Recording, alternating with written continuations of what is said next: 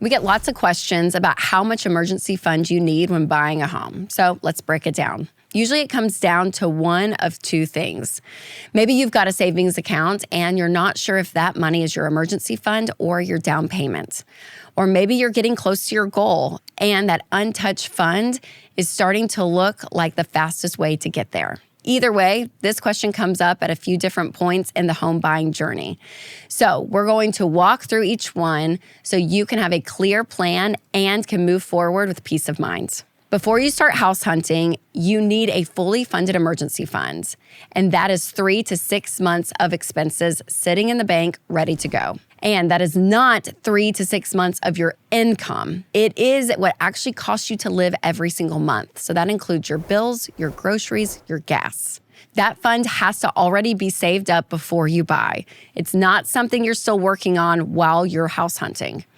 Now, we call that baby step 3 here at Ramsey, and you do not move past it until it is done. Here's the part people get confused about. That 3 to 6 month emergency fund is not your down payment, and you cannot treat it like one. It stays exactly where it is, no matter how tempting a bigger down payment looks. And that is not us being overly cautious. That fund has one job, and when buying a house, that does not change what that job is. Once that emergency fund is full, then you can move into what's called baby step 3B.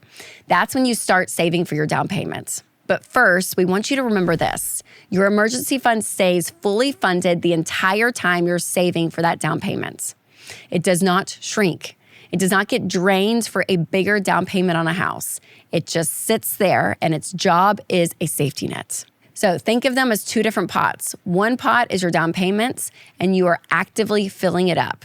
The other pot is your emergency fund, and that stays sealed the whole time.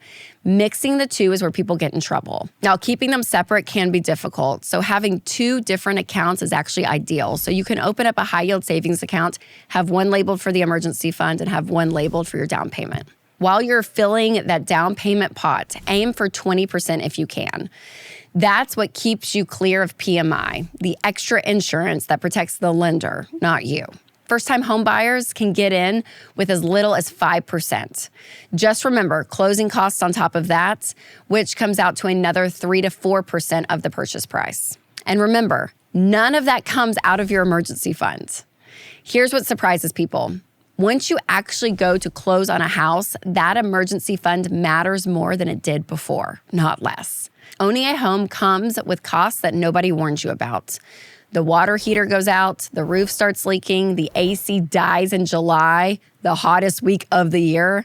Now, without that fund, here's what happens. That repair goes on a credit card, and now you are back in debt over a problem a fully funded emergency fund would have covered without a second thought. When there is no safety net in place, it is easy to find yourself in a financial emergency. And that is exactly why you build it first. That is also why we are strict about the size of mortgage itself. So keep your monthly payment at 25% or less of your take-home pay. And go with a 15-year fixed rate. That keeps enough margin in your budget, so the emergency fund is not your only line of defense. Here's the bottom line. Your emergency fund is never your down payment. They are two separate pots of money. One that covers the unexpected, and the other gets you to closing day. And neither one does the other's job. If you are not fully funded yet, that is fine. It just means you haven't reached the house hunting step. So get that fund finished first, and the house will still be there. And if you have been saving for a down payment, but don't have an emergency fund built first, pause.